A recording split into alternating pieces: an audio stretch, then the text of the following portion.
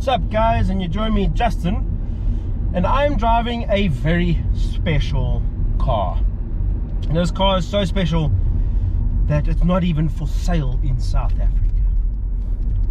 What is it? It's a Golf 7.5.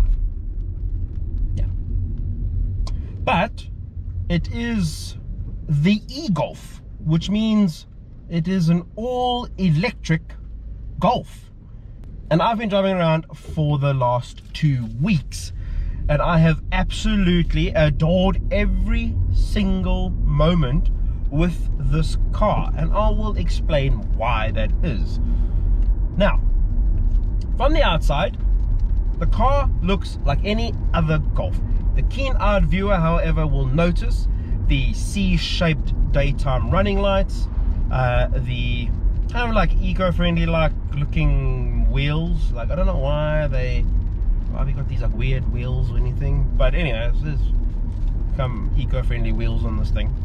And there's a lot of blue accents, and other than that, it looks like any other Golf 7.5. Like, it just looks good. And yeah, I mean, it says electric on the side. That's so that other people can know that this is an electric car, but if you had to remove that, no one would know what this is. It's just a Golf. And equally as much as the interior kind of gives off that this is just a Golf. There's three things that give away that this car is not a normal Golf. Number one, it says eGolf on the little door for the storage compartment, and where you can find the USB port that says eGolf. Then on here with the gear lever, it's got your usual PRND, and then it says B for battery. That's to activate the regen. And then looking at the very nice clear digital instrument cluster, you will notice that there is no tachometer. There's just this dial that gives you 50%, 100% charge, and it's green and blue and whatever. That's it. Everything else in here is normal Golf kind of stuff. I've got a large touchscreen infotainment system with Apple CarPlay. I have the same steering wheel as on any other Golf. The gear lever is the same. Like, everything is the same. It's just, yeah. And I love that. I love that it's not this space age futuristic kind of thing that's overly designed for like Zen and sustainability and all. I don't know. I don't care. Like, this is just a Golf. However, the biggest difference can be found under the bonnet. And in this, look, it's been out for a while in Europe. VW brought it in just as like an exercise to see what our thoughts on the car would be, and potential customers would think about the car. So yeah, that's why you can't buy the car. But under the bonnet is a fully electric motor. It's a 35.8 kilowatt hour motor. Okay, this is all gibberish to me as well, don't worry. The power output is around 100 kilowatts, but it does have 290 newton meters of torque. So if I put it into normal mode, this now unleashes all the power. Oh, it's seriously it's quick. It's a quick little car. It's got different driving modes. That's probably like the most amount of time I've been in normal. I normally drive around in eco. Just, that's what this thing is about. It's about being economical. It's about maximizing your range. I find eco is great. There is an eco plus mode, but that zaps power as well as the aircon. In South Africa, we need aircon. So middle setting it is. Anyways, what is this thing like to live with? So I have been living with it for the past 2 weeks, and I have done in those 2 weeks around 408 kilometers so far. I still have a few more days with the car, but I thought I'd do the video now, so I'll be doing more kilometers with the car. Now, charging the eGolf.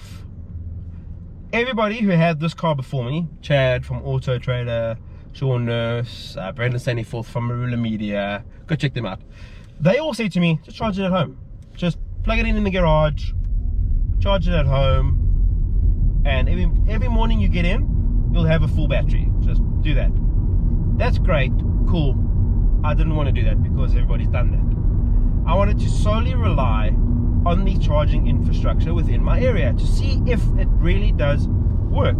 Because let's be honest, not everybody has a garage with a plug point. Some people park under carports. I made a noticeable effort not to charge the car at home, and I have not had a single issue. I have charged at the local shopping center close to my house that has a free charger. It is a 22 kilowatt charger, so I plugged the car in the other day and I got around was about 60 or 70 kilometers worth of range in about an hour and a half. Okay, so I thought I'd show you guys what it's like to charge up and how easy it is. So there's the charge point. So I want to try and do this with one hand. Here is the cable. So all I've got to do is plug it in. Oh, let's do it with one hand, guys. Sorry about this, guys. Plug it in there. Cool. And then this side, I plug in over here. Cool beans. Close this bad boy up, and then so it says please hold your card, and then the good guys at VW actually gave me a card, so I'm going to hold that up there. Carry it into vehicle, done. Vehicle is connected to charge point, and there we go. We are charging up. Super easy. As mentioned, this is a free charge point, so I won't have to pay for this, but parking is 9 Rand for 5 hours, so it's that's nothing. So yeah, cool. So very easy, charge up. And now I'm going to go and do some shopping, so I'll check you guys soon. I then went to another shopping center the day after to charge the car up at a massive DC charger. It's a 60 kilowatt 900 volt charger.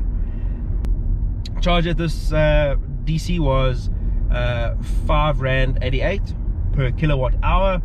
I did around 29 kilowatt hours. That came to around 173 Rand. I went from 35 kilometer range to a range of 260 in the space of 50 minutes. I sat at a coffee shop with my laptop, did some work while I waited, and before I knew it, I got a notification via WhatsApp saying the car is fully charged. From a infrastructure point of view, I haven't once felt scared. I haven't had range anxiety with this car. I haven't stumbled upon any issues with the charging network. Everything has been amazing when driving this car and experiencing this car in the environment, using it as a daily. I think it's fantastic, and yeah, it's got all the mod cons that you need. Some of the issues. What are some of the issues? I don't actually think there are any issues with this car, to be honest. What I can tell you though is that if you are going to drive an electric car, you need to change your perception on driving. Like, every opportunity that I get to come off of the accelerator and charge the battery, I do it. If it's downhill, if the traffic light is red, I will coast up to that bad boy gradually, because that is the point. Like, you can recuperate kilometers with this by coming off. Now, coasting downhill, I'm up to 107 kilometers worth of range. If I put the aircon off, that will increase, but it's hot, so I'm not going to do that. So yeah, there's a whole lot of things that we can do to kind of get the maximum out of your trip. But yeah,